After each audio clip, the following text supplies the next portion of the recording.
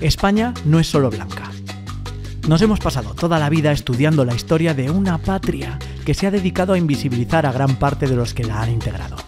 Juan de Sesa, Elena de Céspedes, Sor Chicava, Rosalía Gómez y Cándida Jiménez. La lista de los invisibles es tan grande que nunca la podremos conocer al completo. Lo que sí que podemos hacer es reparar, reconstruir y aprender. Y precisamente para esto, para aprender y reflexionar, hemos invitado a la activista antirracista Afropoderosa. Poneros cómodas porque esto va a empezar. Hoy nos visita Perla, aunque muchos la conoceréis por Afropoderosa, porque la está petando en redes con mensajes educativos, necesarios, reconstructivos, hay que reconstruir también, y ahora pues viene a presentar un libro que se llama España no es solo blanca, porque España no es solo blanca. No es. No lo es. Bienvenida al podcast. Nunca lo ha ¿Qué sido. tal? Hola, buenos días. Muy bien. Pues eso, España no es solo blanca, nunca lo ha sido, nunca lo será, jamás. Es real, aunque muchos se empeñan en que sí, parece que España es blanca, pero nos hemos visto la piel. Si es que ni los que dicen que somos blancos, somos blancos. ¿Esto es blanco acaso? ¿Sí? No. Hablar de color. Pero bueno. Exacto. Pues bueno, enhorabuena por tu libro. Yo, como te he dicho, voy por la mitad todavía, pero estoy aprendiendo un montón. Aprendiendo cosas como, por ejemplo, que toda la vida nos han enseñado historia universal y ahora, pues, según leo y según me doy cuenta que es real, siempre ha sido de blancos y europea. ¿Qué ha pasado aquí?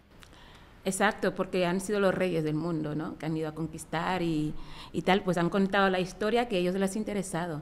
Entonces, siempre como desde el lado de los victoriosos, ¿no? Y a los oprimidos que nos den por ahí, ¿sabes? Y la manipulación también de la historia, la blanquitud de la historia, por ejemplo, ya no solo del continente europeo, como se habla de, por ejemplo, Egipto, todas las figuras históricas egipcias se han blanqueado también. O sea, digamos, es como que las pirámides de Egipto fueron hechos por blancos, porque ¿cómo es posible que los negros hayan tenido la capacidad de hacer algo tan monumental, ¿no? Nunca mejor dicho. ¿No? Entonces, ¿qué hay que hacer con esto? Blanquear. Y se han blanqueado Egipto, la historia de Egipto también. Digamos que Egipto también ahora mismo es como parte de la historia de Europa, ¿sabes? Claro, sí, la han llevado, como es Sí. Mediterráneo, pues la tenemos ahí enfrente, Exacto. pues ya está, es nuestra. Exacto. Si es que es verdad, los europeos llegaron también a joder Egipto, o sea que al final Sí. pues la llevan dentro, Sí. ¿no? Exacto. Muchas veces hemos hablado con artistas un poco de, por ejemplo, cuando preguntamos, dime una mujer en la historia del arte. Y todo el mundo te dice Frida Kahlo y poco más. ¿Por qué? Porque la mujer se ha invisibilizado en la historia del arte, a nivel musical, a nivel histórico. Y aquí viendo en tu libro, la mujer negra, y el negro en general, se ha invisibilizado en la historia. ¿Cómo se puede reparar eso? Pues mira, leyendo libros como estos, reconstruyéndose y empezar a escuchar historias relatadas de otra manera, ¿sabes? Desde otras perspectivas, desde otras voces, ¿no? Que hemos escuchado la historia universal, que no es tan universal, porque yo estudié aquí en Cataluña, era muy mala alumna, porque no entendía muchas cosas y la gente no era capaz de explicármelas. Digo, ¿cómo es posible que en la historia universal no aparezca África? Y lo poco que se dice de África es que fueron a conquistar los territorios africanos. En el ejemplo de Guinea Ecuatorial, que fue colonia española hasta 68, no se dice nada. Me acuerdo cuando mencionaron Guinea Ecuatorial, cuando tuvimos que aprender los nombres de los países africanos en geografía. Cuando dicen, Guinea Ecuatorial, que fue colonia española. Ya. ¿Sabes? Y fue hace nada, mi tío nació durante la colonia española, ¿sabes? Entonces, todo eso se ha eliminado, como que para mostrar, porque España, para mostrar que, bueno, nosotros no fuimos tan malos, nosotros no somos tan racistas, ¿y qué hay que hacer? Pues eliminarlo para que no nos sintamos mal, para que no se sepa la historia. Y claro, si se elimina esa parte de historia, lo único que hace es que vuelva a repetir, y ya lo estamos viendo. Ya lo estamos viendo con los discursos políticos que tenemos hoy en día, que como que volvemos atrás y queremos volver a repetir esta historia que realmente es inhumana, no hay que repetirla. ¿Y cómo hay que cambiar todo eso? Escuchando. Hay que aprender ya a escuchar, a leer otros relatos, escuchar otros tipos de voces que también tienen mucho que decir. Nuestra historia, la historia africana, la historia de los africanos, también tenemos derecho a contarla nosotras desde nuestras perspectivas y que estamos cansados de que siempre nos la cuenten ellos. y que nos eliminen de esa parte de que, bueno, si lo cuentas tú, no mola tanto, lo tengo que contar yo. Eso me pasa porque cuando doy charlas en los institutos, cuando saben que soy una negra es como, no vaya a ser que diga algo que haga cuestionar a los chavales de la historia que les ha contado siempre, ¿no? Y ese es un problema que tenemos ya que empezar a mezclarnos y escucharnos entre todos, porque todos tenemos mucho que decir y mucho que aportar. Es que ahora mismo seguramente has abierto los ojos a alguien y ha dicho, Guinea Ecuatorial de España, ¿cómo? Sí. O sea, es como si hablas del Sáhara Occidental, es como, no ha existido, ese pasado no es real. No, exacto. Cuando el Sáhara Occidental siguen abandonados ahí por por los derroteros de la política española y por todo. ¿Cómo fue exactamente en Guinea Ecuatorial? Yo, como inculto que he estudiado en España y que no me han enseñado nada. Porque vuestras fronteras siguen siendo hechas con una regla. Y así seguirán. Así seguirán. De hecho, Guinea Ecuatorial no existía como país. Guinea Ecuatorial fue un país creado por Portugal, porque fueron los portugueses los primeros europeos, por decirlo de alguna manera, que llegaron por África subsahariana. Entonces, llegaron y trazaron, las fronteras, países, repartieron los países como les dio la santísima gana. Entonces, Portugal estuvo en Guinea Ecuatorial durante 300 años. Y de hecho, Guinea es una palabra portuguesa prestada de lenguas amazigh, espero pronunciarlo bien, bereberes, para quien no sepa, y quiere decir tierra de la gente quemada. Bueno, pero quemada por cuestión racial. Por el color de piel. Madre o sea, mía. Sí, tierra de la gente quemada o tierra de la gente muda. O sea, tiene muchos matices el origen de la palabra. Porque claro, como no nos entendían, nos dijeron gente muda y quemada. O sea, y ya está. Y claro, yo no sabía, porque digo, ¿cómo es posible que hay 4 países que se llaman Guinea? Guinea Ecuatorial, Guinea Conakry, Guinea Bissau, Papua Nueva Guinea, que se encuentra en Oceanía, y todos esos territorios son habitantes negros. Digo, ¿qué quiere decir esa palabra? Entonces lo fui buscando y encontré esa definición y digo, cago en la puta. ¿Qué seguro? Y claro, y luego, ¿qué pasó? Guinea se pasa a manos de España en 1777 por tratados esclavistas, porque claro, la capital nuestra está en medio de una isla, la capital de Guinea Ecuatorial. Y claro, eso era beneficioso porque era más fácil pasar el comercio de esclavizados. Por lo tanto, a España le interesaba mucho Guinea Ecuatorial, que en aquella época tenía Brasil. Entonces, con Portugal hicieron como un intercambio. Portugal se quedó con Brasil y España se quedó con Guinea Ecuatorial. España siempre siendo inteligente a la cabeza de todo. Entonces, pues así empezó. Y en la historia como que se dice que España estuvo 65 años, 68 en Guinea Ecuatorial, mentira. Fueron 199 años. Claro, la descolonización fue bastante heavy. ¿Por qué? Porque España no quería irse, tenía muchos intereses en Guinea Ecuatorial y cuando... Yo creo que, Franco hizo algo poco inteligente, que fue nombrar un presidente guineano en aquella época, ¿no? Entonces, en el momento que llega el Macías, que fue el primer presidente, dijo, a tomar por culo, españoles fuera y con lo opuesto. Yo no te puedo decir que si fue bueno o mal presidente, pero dijo, fin, ya. Porque claro, los independentistas guineanos que llevaban mucho tiempo luchando por la independencia de Guinea Ecuatorial fueron asesinados y sus cuerpos fueron desaparecidos. Vamos, que no hay un lugar donde llorar a nuestros líderes políticos, ¿no? Entonces, y claro, después de tanta lucha, Franco dijo, bueno, vale, os voy a conceder la independencia, pero será el día 12 de octubre para que os acordéis que España es la madre patria. Y exactamente, la independencia de Guinea Ecuatorial fue el 12 de octubre del 1968. Y muchas veces cuando el Día de la Hispanidad digo, esa es la independencia de Guinea Ecuatorial. ¡Ah, qué casualidad! Digo, casualidad. Casualidad. Casi se te olvida el nombre de Franco. Ve memorizando lo que está aquí. Sí. Está de moda. Sí, está de moda. Parece que está ya, se ha reencarnado en Abascal. Yo creo que para conocer, para no repetir los errores del pasado, hay que conocer la historia.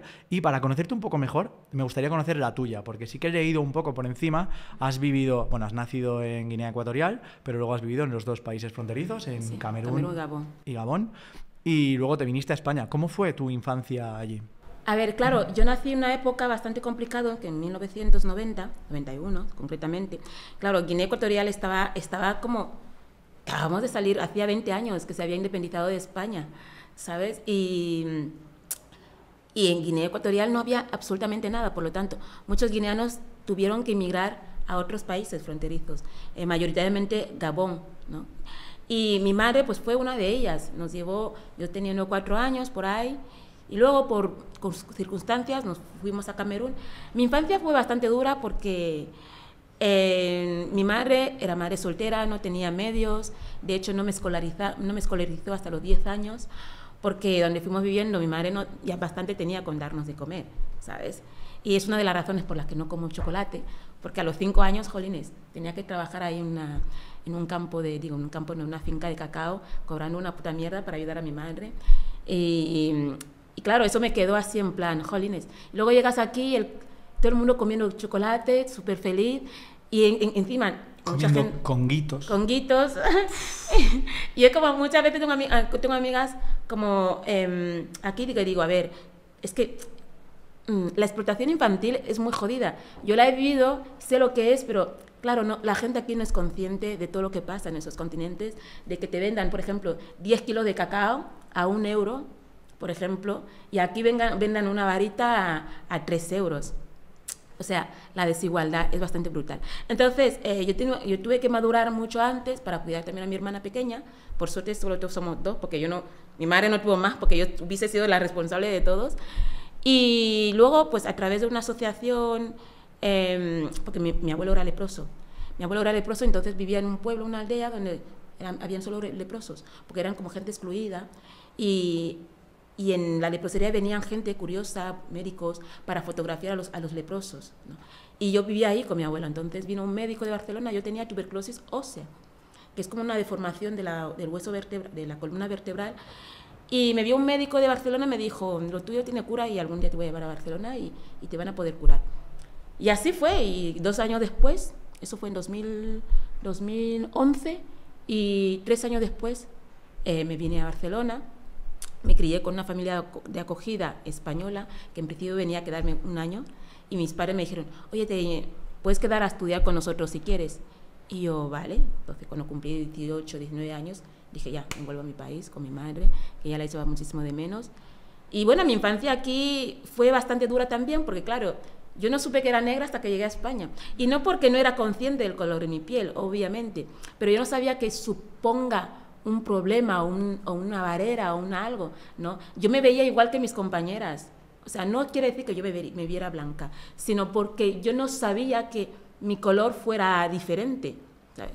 Entonces en el cole, pues eso, sufrí mucho bullying, palizas, insultos, y claro, los profesores obviamente no hacían absolutamente nada, hasta que un día en medio del patio, aprovechando que era recreo, agarré a una de los pelos y le di una paliza.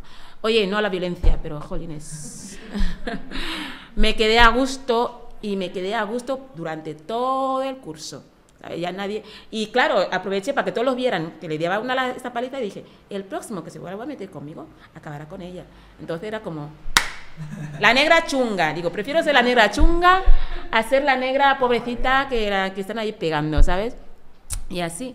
O sea, y veo que esto mismo que yo viví, al día de hoy lo está viviendo mi hijo de 6 años, ¿sabes?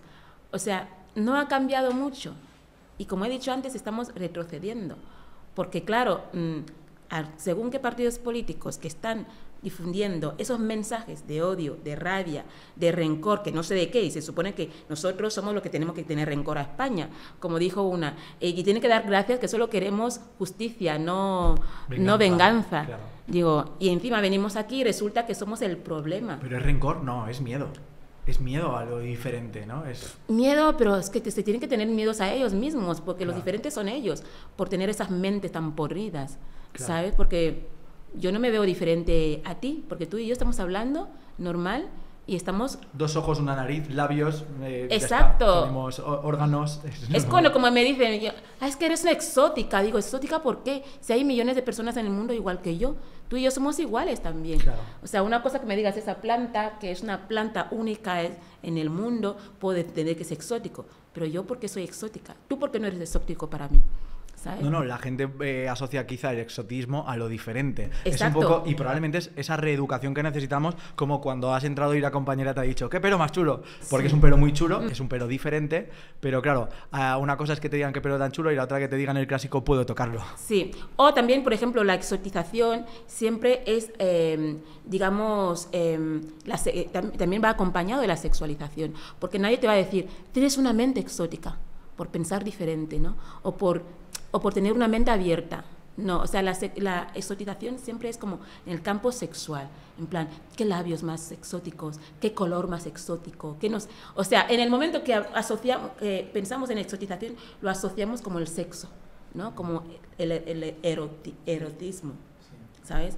Y eso desgraciadamente es que deshumaniza a las personas. De hecho, la primera vez que escuché ese término fue aquí en España, porque yo en Guinea Ecuatorial tengo amigas blancas y jamás nadie les llamó exótica. Le llaman amiga blanca, por ejemplo, los niños, o la chica blanca, pero esa chica exótica, jamás. Entonces, es como que la exotización siempre es lo que no es blanco europeo, es lo exótico, ¿sabes? Y todo lo demás es normal. Muchas veces has hablado, que yo te he visto tanto en vídeos como en esto, de la visión europea de que los negros son racistas con los propios negros. Y eso es bonito que lo matices o que no lo expliques, sí. Porque, a ver, ¿de dónde viene ese racismo? Exacto. A ver, es que lo que la gente no entiende, que el racismo, porque muchas veces como, el racismo venga de donde venga. El racismo está en todas partes, pero no en todas las personas ni en todas las comunidades. Ojo, el racismo nace de una ideología de superioridad hacia las personas blancas del resto.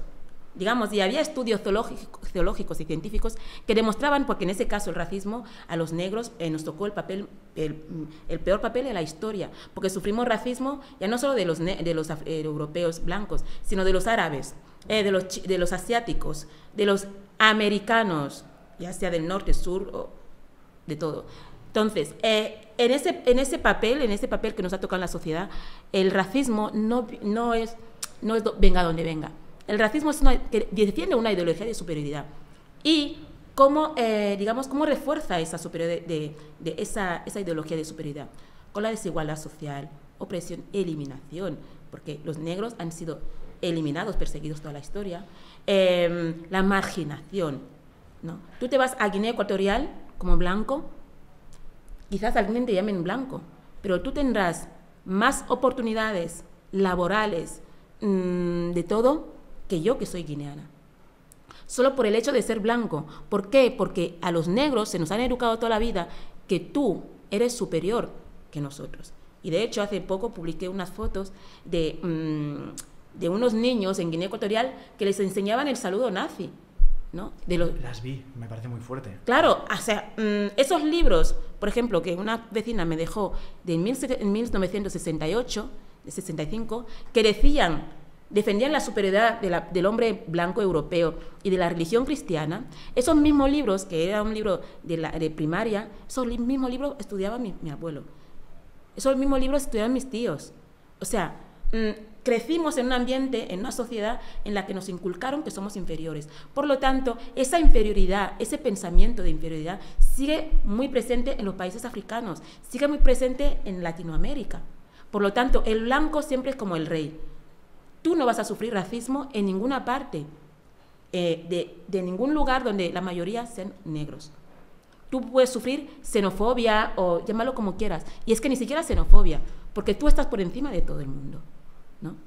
Entonces, y este racismo que dicen muchas veces, es que el negro es racista entre ellos.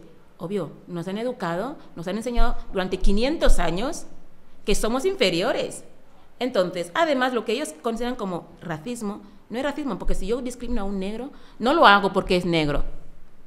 Lo hago porque es de otra etnia o tribu, porque claro, la repartición de África, como fue tan heavy, se dividieron muchos, porque África estaba repartido por territorios, no por países, no tenía fronteras. Entonces, habían clanes, familias, tribus, etnias, cada uno tenía su parcela, por llamarlo de alguna manera, su territorio, que era para cazar, para buscar sus alimentos, para no sé qué. Entonces, era suyo, nadie tenía que entrar, ¿no? Porque invadían su... Y claro, llegan los españoles en el ejemplo de... Bueno, europeos. En el ejemplo de Guinea Ecuatorial, habían enfrentamientos entre mi etnia, que es la etnia Fang, y luego la etnia Bubi, que son los de la isla. Claro, de repente los de la isla, yo no solo tenían que compartir su territorio con los europeos, sino también con gente que traían de fuera como mano de obra, y éramos nosotros los fans. Y claro, fue como, a ver, ¿esto qué es? ¿Sabes? Y se creó como enfrentamientos que al día de hoy todavía sigue un poquito. Y eso se llama tribalismo. El tribalismo es enfrentamientos, rechazo de etnias hacia otras. Y muchos de esos enfrentamientos tienen origen colonial, lo mismo que pasó con los Hutus y los Tutsis en Uganda, ¿no? Que le dieron, Bélgica le dio poder a una etnia minoritaria solo por decir que tenían los rasgos similares a los europeos, por lo tanto estaban más civilizados. Claro, los otros dijeron, a ver, ¿qué está pasando aquí? Y todo eso creó enfrentamientos que hoy en día siguen muy presentes en los países africanos. Y además nuestros gobiernos, que son casi todos corruptos, están respaldados por grandes élites europeos, porque Europa o Occidente le interesa que hayan políticos corruptos en países africanos, porque de esa manera es mucho más fácil seguir expoliando el territorio africano. Y cada vez que ha habido un presidente que ha dicho, basta, yo quiero el bien para mi pueblo, ¿qué ha pasado? Lo han eliminado, lo han imputado de algún no sé qué, lo han metido en la cárcel, es que... Y así estamos.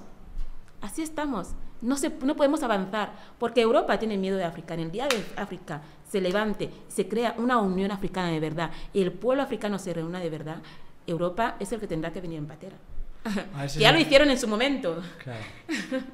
¿Sabes? Y ese es el miedo a perder el privilegio. Entonces hay que hacer algo. ¿Y qué hay que hacer? Pues eso.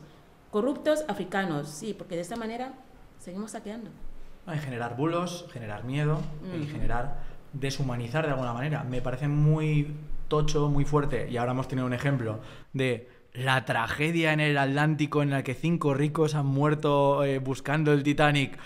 Una semana de mucha mandanga televisiva y mediático, y de repente, pues al mismo tiempo en el Mediterráneo muriendo personas que vienen a buscarse la vida. Claro. Luego, o que probablemente huyen de esos sistemas políticos creados por los propios europeos.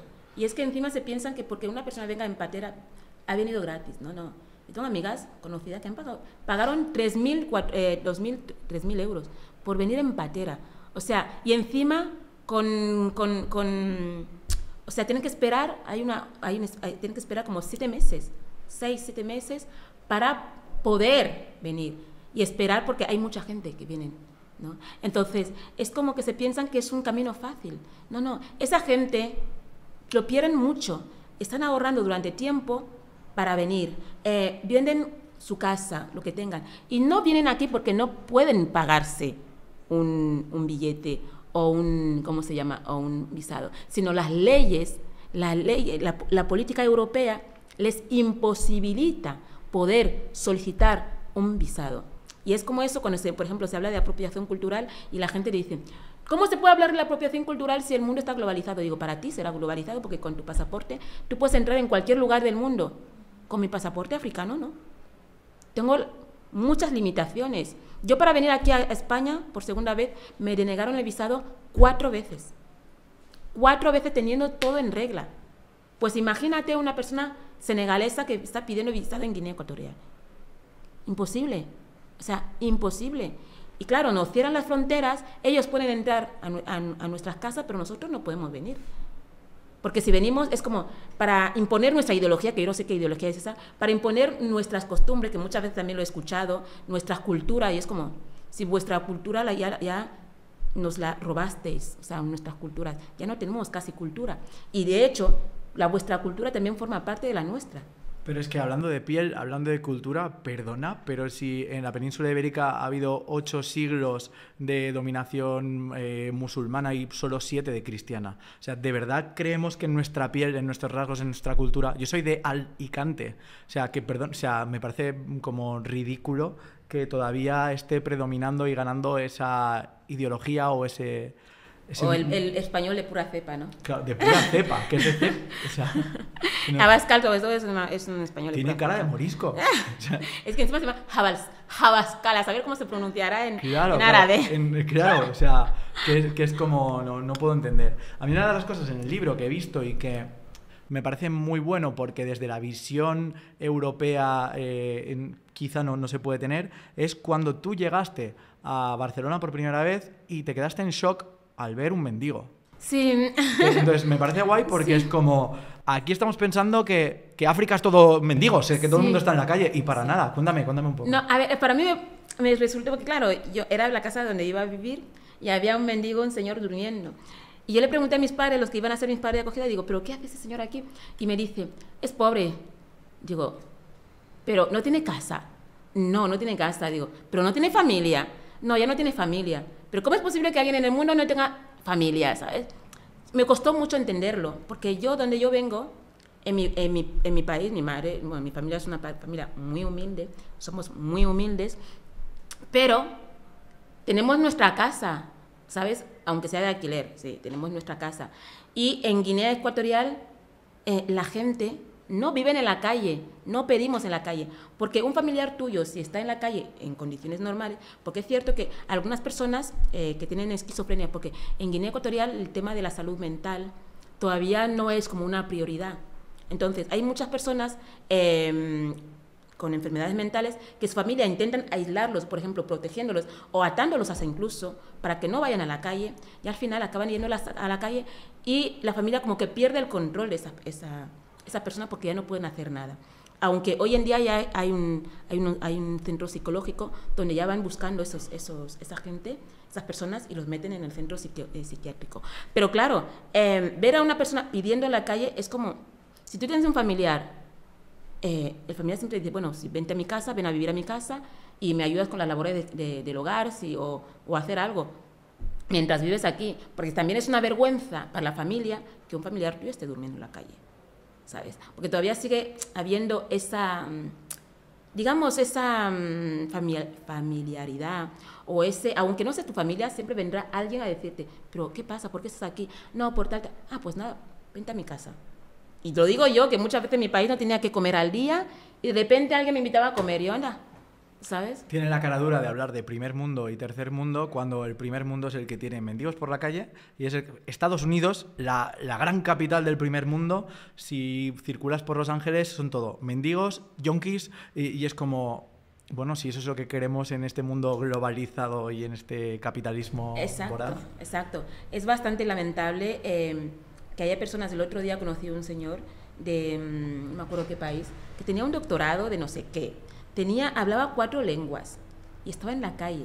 Yo pensando, me dice, claro, es que yo soy de un país africano y no me convalidan mis estudios aquí, no puedo ejercer de lo que he ejercido toda la vida. Yo vine aquí en busca de otro trabajo, tal, y al final acabo en la calle. Y que esa falta de oportunidad a las personas inmigrantes africanos, porque claro, no es lo mismo ser un inmigrante africano que ser un inmigrante europeo, no es lo mismo. Entonces, esa falta de oportunidad, porque se piensan que nosotros, por ser negros, estamos menos capacitados. No podemos ser médicos, no podemos ser enfermeros, no podemos. Y de hecho tenemos que dar más, como que siempre demostrar que podemos, a pesar de que no, o sea, sí que podemos, pero tenemos que demostrar siempre que podemos para que nos tomen en cuenta, ¿no? Y ese es un problema que muchas personas afrodescendientes, africanas, acaban con problemas mentales. ¿Por qué? La desesperación al llegar a un país nuevo, que piensas, bueno, voy a buscarme la vida, encuentras con las puertas cerradas. Yo tardé 5 años a que me den la residencia española, a pesar de tener todo lo que me pedían, ¿no? Y mi hijo, que ha nacido aquí, no tiene derecho ni a la residencia, ¿sabes? Entonces, mi hijo tiene 6 años, no puedo viajar con él en avión. Pero si tu hijo fuera ruso, probablemente le hubieran dado ya la nacionalidad. O sea, ruso, vale, ruso he ido a un ejemplo raro, pero... alemán, por ejemplo. Alemán, claro. Sí, alemán. O directamente no le haría falta, porque un pasaporte alemán le sirven en todas partes. Y claro, en ese caso, los africanos tenemos la peor parte. Por ejemplo, un latinoamericano hasta incluso tiene hasta más posibilidades de tener pasaporte, residencia. Yo tengo amigas, por ejemplo, argentinas, de Colombia, que llegan a España y a los 3 meses ya tienen la residencia. Y es como, ¿cómo lo hacéis? Claro, porque esa consanguinidad de, bueno, hace 500 años que fuimos colonizados, pero mi bisabuelo de no sé dónde y no sé qué fue español. Pues nada, Guinea Ecuatorial fue colonia hace 54 años. pero nosotros no contamos. Sáhara Occidental, los saharauis son apátridas, no tienen pasaporte. Bueno, ahora van a joder los Marruecos, pero sí. O sea, que los han tenido abandonados y no se nos ha enseñado pues que era la provincia 51. O sea, hasta mis padres todavía lo estudiaron. A nosotros ya se nos olvidó. Pero bueno, estoy viendo, y tanto en el libro como en tu vocabulario, que nosotros tenemos que aprender mucho, la importancia en sí de las palabras. Y en el libro he visto que pues una muy clave como hablar de esclavos. Sí. Y esclavo es como si naciera o como si no, cuando en el fondo son esclavizados. Exacto. Entonces, cuéntame más, ¿cuántas palabras estamos utilizando a diario que deberíamos revisar y corregir? Una de las cosas que me revienta es lo que has dicho tú, que en la historia se refieren a los africanos como esclavos, que también es otra manera de deshumanizarlos, ¿no? Como esclavos, ¿no? Independientemente de eso, yo creo que el lenguaje importa. Ya mucha gente dice, como un día le dije a un señor que era carnaval, llevaba la cara pintada de negro, iba disfrazado de africano. Claro, yo me acerqué a él de manera muy amable y le dije, señor, esto no es un disfraz, esto se llama blackface y tiene un origen muy racista. Claro, el señor, en vez de escucharme, porque yo lo dije de manera súper educada y muy amable, me dijo, ahora resulta que soy racista, ¿verdad? Como mato a negros. O sea, para él la única manera de ser racista es matando a negros. Por lo tanto, si tú no matas a negro... Yo no soy racista, yo tengo un amigo mexicano. Sí, exacto. Y es como, a ver, el lenguaje que nos inculcan es como, por ejemplo, el machismo o la homofobia. Nacemos y nos criamos en una cultura donde nos inculcan eso. Y sin darnos cuenta, somos racistas, somos machistas, somos homófobos, pero no porque lo hayamos escogido, sino que porque nos han educado así.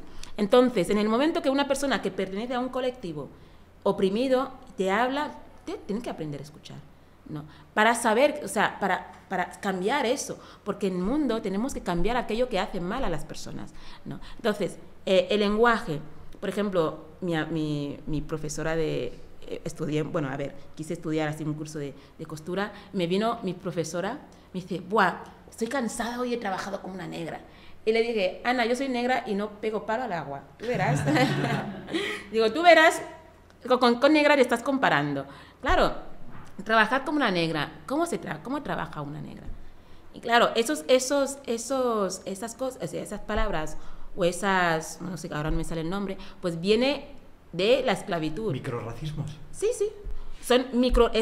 Forma parte del microrracismo que viene de un lenguaje que, como es un lenguaje de toda la vida, no está mal. Es como, ¿cómo va a ser mal si es algo que se ha usado siempre, se ha dicho siempre, ¿no? O, por ejemplo, como el otro día me vino un niño pequeño, tenía 8 o 9 años, me dice, ¿por qué se usa negro como insulto y el blanco no? Digo, corazón, porque todo lo negro está relacionado con cosas malas. Y de hecho, hay una cosa muy importante. En mi lengua, en las lenguas africanas, todas o casi todas, por la gente que he ido conociendo, africanas, la palabra blanco, o sea, el color blanco se diferencia del hombre blanco. ¿Eso qué quiere decir? El blanco color en mi lengua, es un fum. Pero para referirse a hombre blanco es otra palabra, que es ntangan. O sea, nosotros no consideramos que el hombre blanco sea blanco. Es como, se separa de los dos colores. Una piel diferente. Es una piel diferente, claro. No es un color. Entonces, nosotros, por ejemplo, en negro es un sud. Y nosotros nos referimos a nosotros mismos un sud. ¿Por qué? Porque, como dijo una activista estadounidense, éramos simplemente humanos hasta que vino el hombre blanco y nos dijo negros. Y es cierto, nos referimos a nosotros negros porque así nos han metido, somos negros. Y nos llamamos a nosotros como nos llaman ellos, porque no existe una definición de negro ¿cómo se llama? En fan, que no se asocie al color, a pesar de que no somos del color negro, somos marrones, ¿sabes? Entonces, marrón claro, sí, marrón oscuro, claro de sí, tal, que va marrón variando, más oscuro. exacto, que va variando. Entonces, el negro siempre se ha usado como mala suerte, la no sé qué, el luto, el gato negro, todo negro. Entonces, ¿qué hace? Pues a los negros son negros porque son malos. Es algo que está mal, ¿no? Y claro, esto se ha asociado siempre. Y hoy en día, como digo al niño, digo, el negro se ha empoderado. O sea, en el sentido de que nos han llamado negro toda la vida como un insulto, pero nosotros hemos dicho, mira, somos negros, y con orgullo, ¿sabes? Por lo tanto, si un niño te dice negro, como dijo, un niño me dijo negro de mierda, y si un niño te dice negro de mierda, diré, soy negro, pero la mierda eres tú, ¿sabes? Porque, claro, a ver, ¿cómo que negro de mierda? Es que luego además está que nos han educado a negrita, morenita, uy, sí, es de color. De color. Esos diminutivos los detesto. Yo puedo entender que a mi hijo de 6 años le llamen negrito, como yo puedo decir a un niño, ay, qué blanquito. Pero tengo 32 años, a mí no me vengas a llamar ni negrita, ni morenita, ni esas tonterías, ni chica de color. Digo, si tú me llamas chica de color, voy a pensar que eres Jasper y alguien me está hablando un fantasma, porque yo no te veo, eres transparente, porque hasta que donde yo sé, sí, todos somos de color. Algunos tonos más oscuros, más claros, más no sé qué, pero nadie en ese mundo es transparente. Todos somos de color, además vosotros que varías de color. Claro, yo siempre tengo el mismo tono, pero vosotros que vais variando de rojo a verde, amarillo, a no sé qué, ¿sabes? El guiri blanco se convierte en una puta gamba. O sea, y encima... Además, el negro se dice que es la ausencia del color, por lo tanto, ¿quiénes son de color? ¿Sabes? Entonces tenemos ya que decir, el negro. Además, como me dice un chico, ¿por qué no se puede decir negro está mal? Por ejemplo, he visto a un negro, digo, una cosa es decir, el negro que ese chico negro. ¿Sabes? No lo mismo. Claro, es la intención, sí. El contexto, la intensidad. Exacto. De tu voz. No es lo mismo decir, esa negra, mira esta negra, o decir, mira esta chica negra. Claro. No es lo mismo, ¿sabes? O, por ejemplo, decir, mira, el camarero negro que es el negro camarero. Ya. ¿Sabes? Y de hecho, siempre como que se potencia, o decir, eres muy guapa para ser negra. ¿Sabes? Como dando a entender que no se dan cuenta que estás cagando en mi madre, en mi hermana, en toda mi familia, en toda mi comunidad, diciendo que yo soy la única excepción de mi etnia, porque soy la única de mi etnia que es guapa. Yeah. ¿Sabes? O también está el eso de sobre elogiarnos a los negros. Que vosotros tenéis una piel, que eso dentro de lo que cabe, o sea, no es que sea malo, pero es que vosotros tenéis una piel y es como, hola, estoy hablando contigo, habla de mi piel. Claro. Mi piel no representa toda mi etnia, ¿sabes? Hola, habla de mis labios, o sea, estoy aquí. Eso también pasa en las relaciones íntimas, de que alguien te diga, es que a mí me encantan las negras. Eso quiere decir que te encanta cualquiera que sea como yo. No te interesa conocerme como persona. Claro. Te interesa mi color, que mi color lo puede tener cualquier persona, pero mi carácter, mi espíritu, no lo tiene cualquiera, porque eso es eso es único de cada persona. En cambio, mi color lo puede tener cualquiera. Entonces, a ti te vale lo mismo yo que la que pasa en la esquina, ¿sabes? Yo es que a nivel cultural y dentro de mi aprendizaje constante, yo vengo de una zona en la que, en toda España se celebran los Reyes Magos. Entonces, cuando le dabas un beso a Baltasar se te quedaba la cara pintada. Y eso hasta para muchos niños era como qué guay, porque luego piensan que los negros te van a manchar o algo. Y es como, perdona, blackface de manual y que debemos corregirnos de alguna manera. Pero por eso estamos en proceso constante de corrección. Sí, pero que haya pasado, por ejemplo, hace 20 años que decían que no había negros, aunque, bueno, ojo, España fue uno de los países que más que esclavizó con los blancos, con los negros. Y de hecho, España distribuía la mercancía, porque los negros eran la mercancía, distribuía la mercancía en otros países, ¿no? Entonces, aquí en España, sobre todo en Andalucía, tener un negro esclavizado no era un lujo. De hecho, hasta había una cofradía de los negritos, se llamaba, que hoy en día ya no existe. La cultura africana subsahariana se ha quedado tan presente dentro de la cultura europea, dentro de la cultura española, sobre todo en Andalucía, que es brutal. La manera de celebrar las fiestas, dentro del flamenco, los bailes, hasta incluso la gastronomía, la forma de hablar, todo está aquí muy presente. Entonces, obviar todo esto es un error. Lo que tenemos que hacer es abrazar las diferentes culturas, porque todas tienen algo bonito que aportar y algo malo, y obviamente lo malo no se coge ni de aquí, ni de España, ni de mi país, ni de nada. Yo siempre digo, lo malo de las culturas, porque las culturas no todas son buenas. Entonces, las que son malas, pues a tomar por culo, a la extinción, ¿sabes? Mala noticia, el fascismo no va a extinguirse. Ay, me cachis. Llegamos ahí. Debería. Y es eso, tenemos que abrazar las diferentes culturas y abrazar las diferentes etnias, porque cada vez más estaremos más mezclados, ¿sabes? O sea, porque el mestizaje cada vez estará más. Los seres humanos ya, es que somos mestizos de toda la vida, ¿sabes? Yo, es cierto que yo soy una mujer bantú y yo no tengo ascendencia ni europea ni nada, porque mi etnia viene de Egipto. Luego se asentó ¿cómo se llama?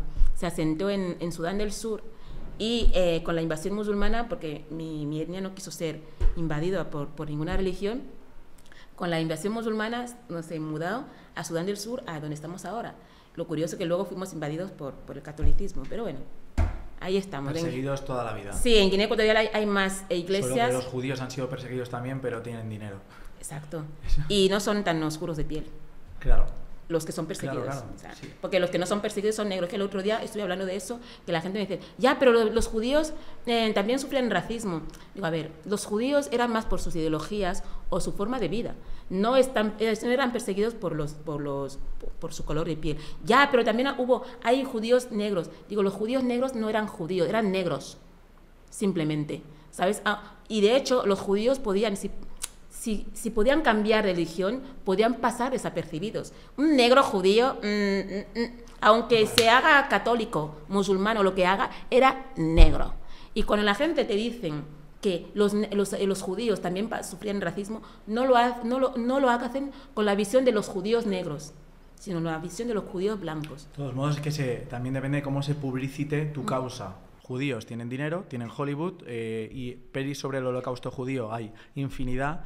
Holocaustos en África, pues conocemos pocos, porque el cine no le ha interesado. Exacto. Parece. De hecho, hay una peli muy buena que vi el otro día, que es comedia, pero esa comedia que te hace Eddie Murphy, el director, Sí. se llama Gente como vosotros, está en Netflix.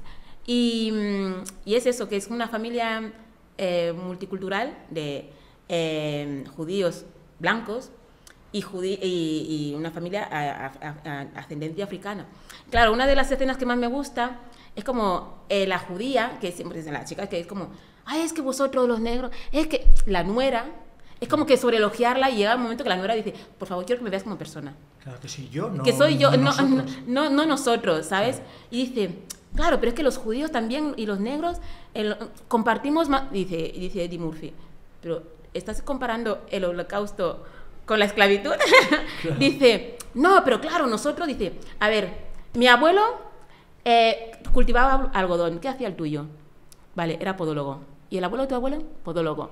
Ah, mientras tu abuelo tocaba pies, el mío claro. Estaba cultivando el algodón.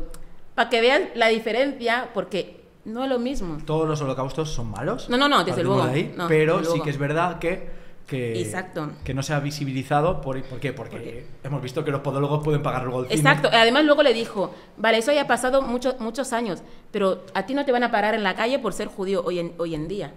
¿Sabes? Pero a nosotros sí, nos siguen matando por nuestro color de piel.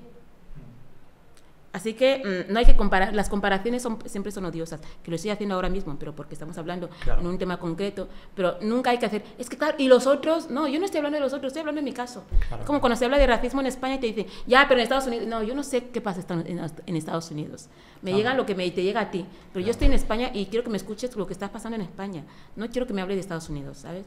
Y es como que intentando decir, no, pero es que nosotros no somos tan... Quiero volver al libro, porque hay una cosa en el libro que me parece muy interesante y que poco se habla, y de hecho yo no la conocía, que es la violencia obstétrica, que tú la has pasado por tu propia piel. Entonces, me parece muy fuerte. Es que no sé si incluso es hardcore leer, esta parte es hardcore, sí. Pero bueno, la tenéis en la página 23, ¿vale? Entonces, ¿cómo es ese proceso? ¿Esto sucede en España? Porque lo que tú has dicho aquí es muy hardcore. Sí, esto sucede en España y sucede en todas partes. Por suerte esto no lo viví en España, aunque un poquito, porque estoy a punto de perder a mi bebé ahí, ¿sabes? Porque fue muy heavy, Te voy a contar primero la parte de España, porque, claro, yo fui al médico porque tenía cita y me dijeron, ya estás de parto, estás dilatada 6 centímetros. Y yo, al médico. Entonces, tú cuando eres mamá, estás a punto de parir, tienes como una sensación de que quieres cagar, literal, ¿sabes? Y yo dije, enfermera, por favor, quiero cagar. Y dicen, ¿cómo? Pero se acaba de entrar. Digo, por favor. Y al final dije, cuando yo insistí, porque pasaban de mí, cuando insistí, y dije, no, venga, vamos a coger esa pesada. Y cuando abrí las piernas, porque se tenía que cambiar de la camilla, mi hijo estuvo a punto de caer, porque ya estaba ya asomando, ¿sabes? Claro, tuve hemorragia y me tuvieron que estar ahí. Claro, en mi cultura, los bebés recién nacidos primero se lavan. No es eso de que cuando nace un bebé, yo no sentí ese instinto de cuando nace el bebé y es que estar ahí besuqueándole con toda la mierda que tiene en el cuerpo. Me daba asco. A ver, cada madre, cada posparto es un mundo. Y yo no tenía esas ganas de pesar a mi hijo todo babeado que salía de ahí, de mi chocho. No tenía ninguna gana. Y le dije a la enfermera, oye, por favor, ¿me lo puedes lavar antes? No sé, limpiarlo un poquito. Claro, para ellos fue como...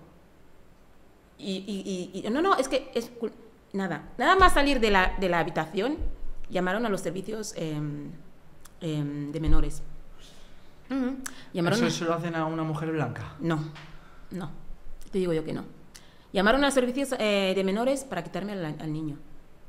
Joder. Sí, porque les comunicaron que yo había rechazado al niño y es probable que parece que le quiera revender o dar una adopción.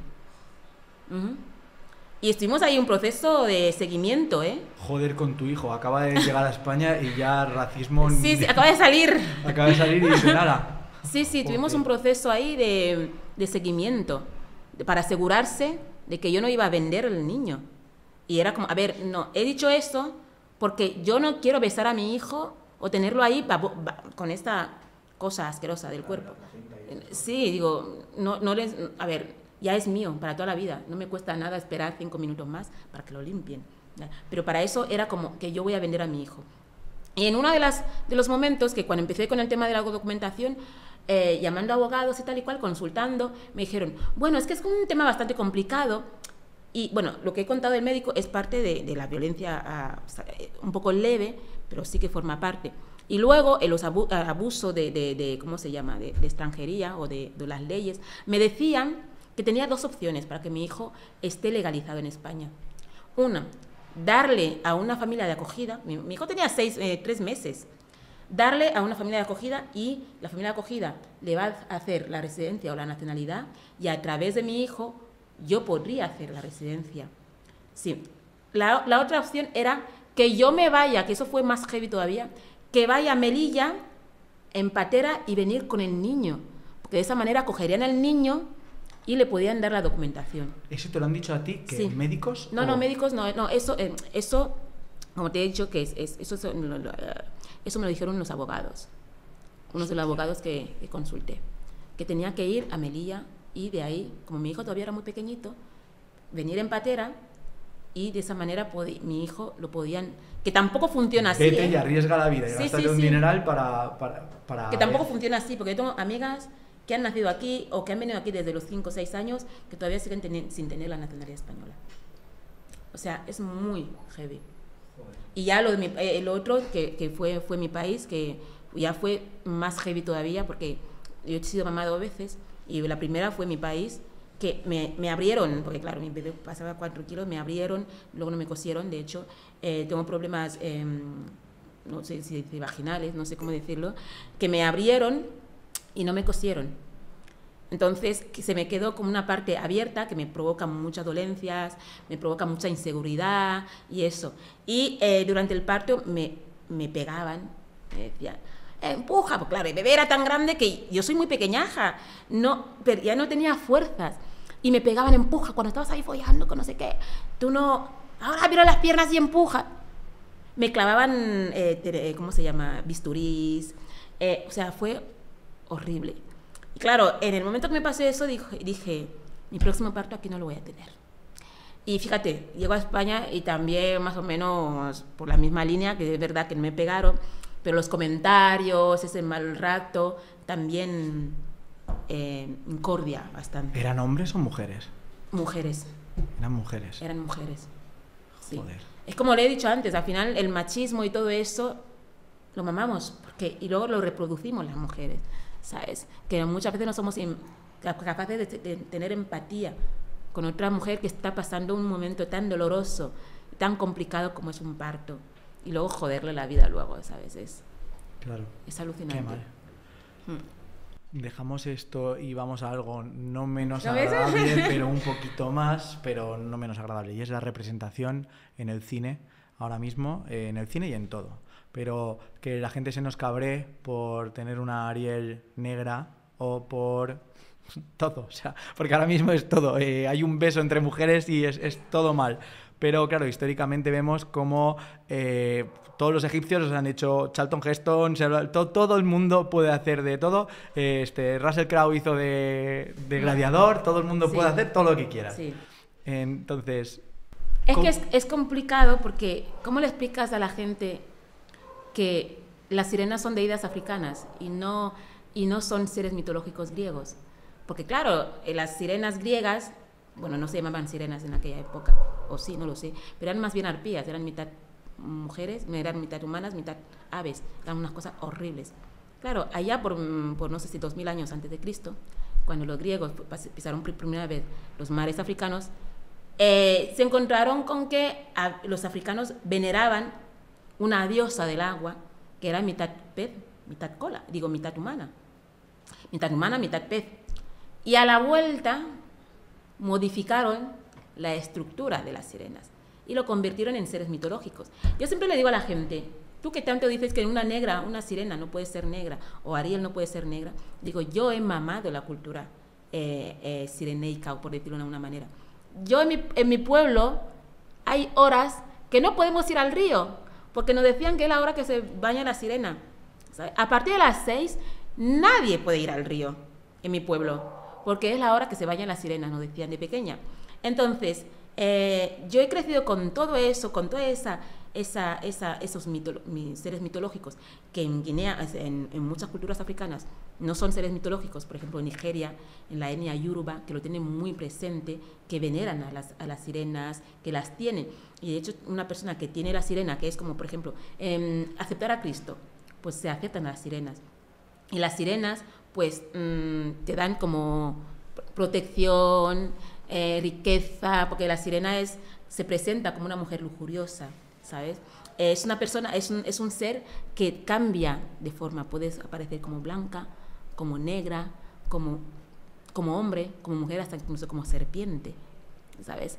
Entonces, yo he crecido con todo eso. ¿Tú has crecido con eso? ¿A que no? Tú sabes lo que te dice Disney, pero yo sé lo que te digo yo porque forma parte de mi cultura y porque la he mamado. Hasta tanto que un día fui a las 6 en el río con mi hermana y escuchamos pasos.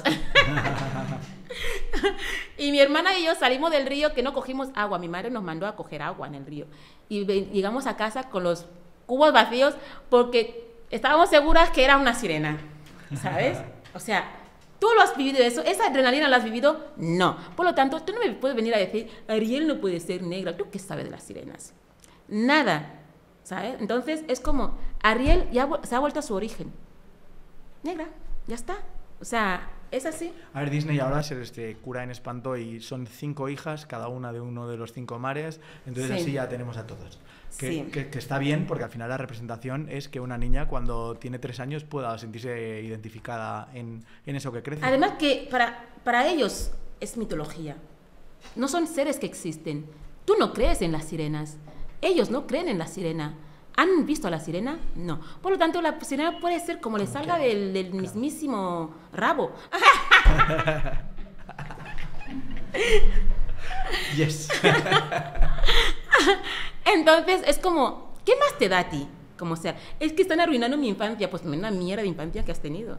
Yo he tenido la adrenalina de las sirenas en mis venas, tú no. Entonces, es que tú no solo has visto a Ariel en las películas. Yo la he visto en el río, la he escuchado. ¿Sabes? Es como la gente se matan en cosas inútiles, como el elfo no puede ser negro. Además, ese elfo estaba buenísimo con esos ojazos verdes. Y que también fue como ¿cómo es posible que un elfo sea negro? ¿Pero qué os pasa? Claro. ¿Sabes? O sea, en plan... Un elfo, que no existen los elfos, que es ficción, coño. ¿Qué es ficción? ¿Cómo no puede ser negro? Puede ser hasta incluso verde, a rosa, amarillo. ¿Pero qué más os da? Nadie ha cuestionado a Bart Simpson, nunca. No, ni Maléfica, Claro. que era verde. Y luego fue Pero esa Angelina señora Jolie. yo creo que estaba enferma, maléfica. Puede ser, pero claro, es como cuando hablamos de inclusión forzada, como así lo han denominado yo no sé cómo llamar a esa gente, cada vez que aparece un negro en un espacio que no dicen que no debe aparecer, es inclusión forzada. Jolín, se olvidan de que el tango lo crearon los negros esclavizados, que eran, ¿cómo se llama? Entre Angola y Congo. Crearon el tango en Argentina. Y hoy en día escuchas tango, solo ves a blanquitos ahí bailando como si hubiesen inventado ellos el baile o la música. Es cierto que con el tiempo los españoles, los europeos fueron añadiendo más instrumentos, pero el tango se ha desvinculado totalmente de la cultura africana o de la cultura afrodescendiente. De hecho, en Argentina hoy en día, que es uno de los países más racistas del mundo, como que la afrodescendencia en Argentina no existe. El tango, el flamenco, lo mismo. La cultura afro se ha desvinculado totalmente del arte flamenco. El rock no fue popularizado hasta que un hombre blanco, que tampoco tenía gran talento ni nada, comparado con la gente que realmente lo crearon, pero como era un chico blanco, mono, pues nada, claro. ¿Sabes? Y eso ha pasado copiaba a negros. Con todo, igual que el Picasso. El cubismo es las máscaras africanas de toda la vida, sobre todo de mi etnia fan. ¿Qué pasa? ¿Cómo se llama? El Picasso, que fue en un museo de arte de Francia, se obsesionó, sí. Se obsesionó y tal y cual, y empezó y creó el cubismo. El cubismo en África ha existido desde que el mundo es mundo, ¿sabes? Pero claro, tú ves los cuadros de Picasso y ves las máscaras africanas que para el resto del mundo son artesanía. Porque un cuadro de Picasso te cuesta millones, pero una máscara africana te cuesta, pues, lo llevas en un llavero, ¿sabes? Te cuesta 2 euros, ¿sabes? Joder. Y ahí sí que no existe la exclusión forzada, porque a nosotros nos han excluido toda la vida. Eso no es un problema, pero claro, que una negra sea una sirena, eso es inclusión forzada. Pero nadie se habla de la exclusión forzada en la que somos sometidos todos los días, ya sea en los trabajos, en el cine, ¿no? Que parece que un negro siempre tiene que actuar de negro, como si hubiese una manera de ser negro, ¿no? En plan, con acentos raros. ¿Puedes hablar más negro, por favor? Nos lo decía Armando Buica.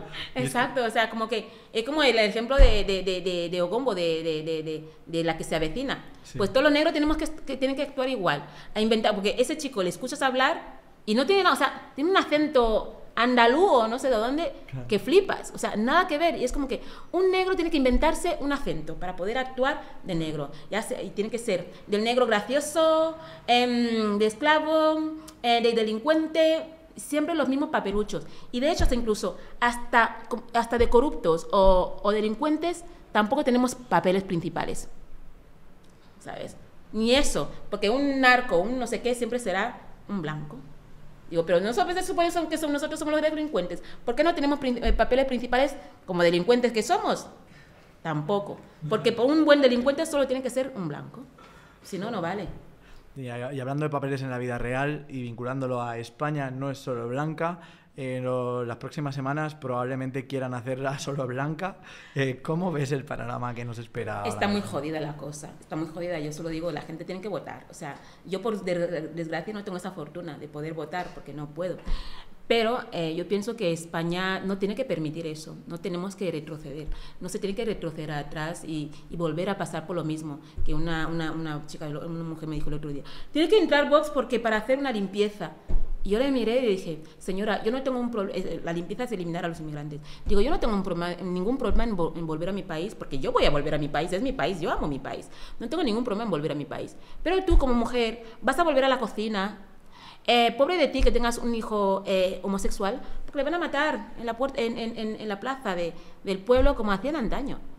Eso es lo que quieres, es lo que queréis, que se vuelva a esas épocas. No. Y claro, y luego esos países que están prohibida, por ejemplo, la homosexualidad, ¿os gusta ese ejemplo? Que maten a las personas por su ideología o por su condición sexual o por sus gustos sexuales. es vuestro ejemplo de cómo queréis que sea vuestro país. O como hacer como comparaciones en Estados Unidos, que matan a las personas negras. ¿Eso es lo que queréis para vuestro país? Nosotros no somos el problema, el inmigrante no es el problema, porque de hecho el otro día a mi amiga le llamaron para trabajar en una casa, le pagaban 400 euros trabajando de lunes a sábado 4 horas diarios. ¿Un español haría eso, sabiendo sus derechos? No, no lo haría, pero las personas migrantes somos los que al final cogemos esos trabajos precarios en los que los españoles o los nativos, como decirlo de una manera, no harían. Pero eso pasa en España, eso pasa en mi país, porque yo también soy consciente que en mi país no cogería según qué trabajo, pero el inmigrante sí. Entonces, necesitamos inmigrantes, ya sea en España y en cualquier parte, porque la inmigración es muy importante. España se está quedando sin bebés. ¿Quién va a pagar ¿Quién va a pagar la seguridad social? Es que hay que medir. Inmigrante, yo he sido inmigrante, yo he vivido 4 años en París, Exacto. Soy un inmigrante. Y hay veces que no me han tratado bien del todo porque tienen a los españoles como algo inferior. Pero claro, soy un hombre blanco y hetero, entonces tengo privilegios y obviamente no voy a vivir en las carnes lo mismo. Exacto. Pero soy inmigrante. Puedes respetar, porque es que como pase... Y España también está emigrado, la mitad de España está por el mundo. Por eso. O sea, hay un montón de españoles en Guinea Ecuatorial, por ejemplo, hay muchos. Que es un país africano. O sea, ¿qué hacemos con los inmigrantes que viven fuera de España? ¿Los matamos también? ¿Los crucificamos? No, porque no es necesario. Cada persona es libre de vivir donde le da la santísima gana, porque nacer en un sitio no nos hace esclavos de ese sitio. No, o sea, tú puedes nacer en un sitio y no sentirte identificado con tu país, y ir a otro país y decir, pues aquí me siento a gusto. Y lo que tiene que hacer España, ya que hablan de la inmigración ilegal, nadie quiere entrar en un país de manera irregular, nadie. Y más arriesgándose la vida de esa manera y pagando dinerales. Y luego llegas aquí y te cierran totalmente las puertas. En vez de crear leyes que para regularizar la documentación de las personas migrantes, porque si yo tengo documentos, yo trabajo y aporto en la seguridad social. Pero claro, la inmigración ilegal, aunque de manera indirecta o indirecta, también beneficia a España. ¿Por qué? Porque esas personas que están trabajando de manera precaria no tienen ninguna ayuda, no tienen ni derechos, pero están contribuyendo en la economía de este país. Independientemente de eso, por ejemplo, la seguridad social, toda aquella persona que vive en ese país, ya sea por 2 días o 1 año, tenga papeles o no, está contribuyendo en la seguridad social, porque el pan que yo pago para comer al día, parte de ese pan, el IVA de ese pan va a la seguridad social. Yo lo estoy pagando, comprando un pan, ¿sabes?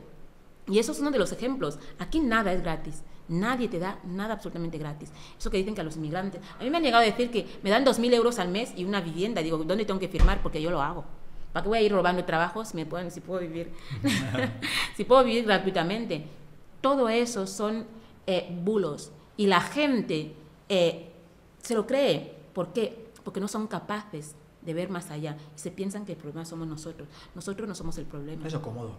Exacto. Lo cómodo es, pues eso, echar la culpa al otro y ya está. Pero... El problema son ellos que encima están viviendo como reyes, no pegan palo al agua, no ser solo para venir a decir gilipolleces. Paguitas, perdona, o sea, esos partidos de que son los que viven, tienen paguitas. O sea, de algo. Y lo que hacen es subirse el sueldo nada más llegar al gobierno. Entonces... Porque Abascal dudo mucho que vaya al campo a cultivar patatas. Que vaya. No hizo la mili tampoco, no ha hecho muchas cosas. Entonces, y encima habla mal, yo hablo mejor que él y todo. O sea, no me jodas. Ay, perdón, no se puede decir palabras. Sí, se puede, sí, por supuesto que sí. Podemos cagarnos en lo que queramos. Entonces, ya basta de retroceder, ya basta. Tenemos que avanzar, todo el mundo. Tenemos que avanzar. Si un país que avanza está ayudando a otro también a avanzar, porque está siendo el ejemplo de otro país. No tenemos que ser el ejemplo de los países que van hacia atrás, sino los países que van hacia adelante. Y hacia adelante es buscar, es que los seres humanos podemos vivir de manera digna. Buenos derechos para las personas. No volver al ejemplo de esos países que tienen a las personas encasilladas, torturando, no sé. Ese no es el ejemplo. Tenemos que ser el ejemplo mejor. Yo me gustaría que España sea el ejemplo de Guinea Ecuatorial, que al día de hoy no lo es, ni de coña, ni de cerca. Pero me gustaría. ¿Cómo? Pues votando. Que la gente vote bien. Yo en mi país no tengo ese privilegio tampoco de votar, porque ¿para qué? ¿Para qué votar si siempre sale el mismo? ¿Sabes? Bueno, dentro de unos años habrá solo una opción política y tendremos que votar a esa opción política. Exacto, y ya está. Entonces no tenemos que volver a esto, no. Bueno, pues seguir formándoos, educándoos, reconstruyéndonos de alguna manera. Y leer España no es solo blanca. Claro, y aquí tenéis España no es solo blanca, que es el nuevo libro de Afropoderosa, así que ya está. Si os ha gustado esta charla, a por el libro. Y ahora, como siempre, solo tengo que pedir un gran aplauso para ella.